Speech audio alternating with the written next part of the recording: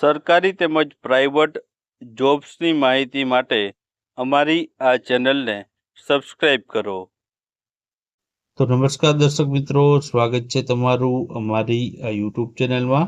તો મિત્રો, bank of મહારાષ્ટ્રમાં નવી ભરતીની જાહેરાત છે બહાર પડી છે.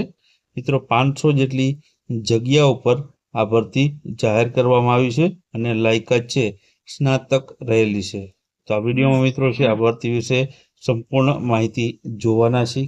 આના મિત્રો છે તે ફોર્મ ભરવાની છેલ્લી તારીખ કઈ છે, વેબસાઇટ કઈ છે, ઉપરાંત પરીક્ષા પદ્ધતિ કઈ રીતના છે વગેરે માહિતી આપણે છે આ વિડીયોમાં જોવાના છે.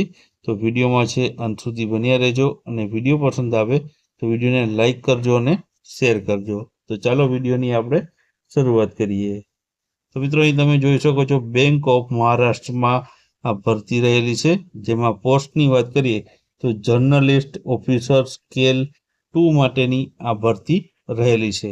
જગ્યા આપણે અગાઉ કહ્યું તે મુજબ કુલ 500 જેટલી જગ્યાઓ પર ભરતીની જાહેરાત છે બહાર પાડવામાં આવેલી છે. લાયકાતની વાત કરીએ તો આ ભરતીમાં લાયકાત છે તમે કોઈ પણ વિદ્યા શાખામાં સ્નાતક કરેલું હોય અને તે પણ 60% સાથે પાસ કરેલું હશે તો તમે છે આ ભરતીમાં લાયક ગણાશો અને ફોર્મ ભરી શકો છો.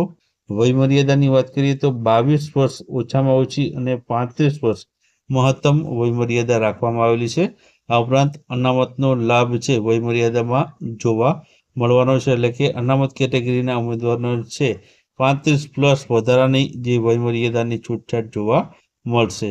પગાર ધોરણની વાત કરીએ તો આ ભરતી માટે પગાર ધોરણ 64,820 જેવો છે પગાર ધોરણ છે તમને જોવા મળવાનો છે. છેલ્લી તારીખની વાત કરીએ એપ્લાય કરવા માટેની, તો ફોર્મ ભરવા માટેની છેલ્લી તારીખ છે 30 ઓગસ્ટ 2025 છે. તો ત્યાં સુધી તમારે છે અરજી કરવાની રહેશે. અરજી કરવા માટેની સત્તાવાર વેબસાઇટ છે www.bankofmaharashtra.in. આ એની ઓફિશિયલ અથવા તો સત્તાવાર જે છે વેબસાઇટ છે, ત્યાંથી તમે છે આનું ઓફિશિયલ નોટિફિકેશન અને છે આની ઓનલાઈન અરજી છે આ વેબસાઇટ ઉપરથી કરી શકશો. ત્યારબાદ આગળ વાત કરીએ તો આમાં અરજી ફી કેટલી ભરવાની રહેશે.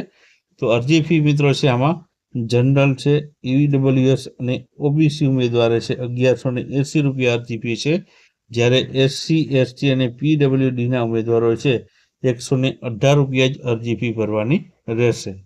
પરીક્ષાની વાત કરીએ તો પરીક્ષામાં મુખ્ય 2 પ્રકારે પરીક્ષા હશે. પહેલી તમારે છે ઓનલાઈન પરીક્ષા આપવાની રહેશે. 150 ગુણની આ જે છે પેપર તમારું છે એમસીક્યુ પ્રકારનું લેવામાં આવશે અને ત્યારબાદ આમાંથી પાસ થયેલા ઉમેદવારને છે ઇન્ટરવ્યૂ માટે બોલાવવામાં આવશે, જે 100 ગુણનું હશે અને આ પ્રમાણે છે તમારું ઇન્ટરવ્યૂ લેવામાં આવશે.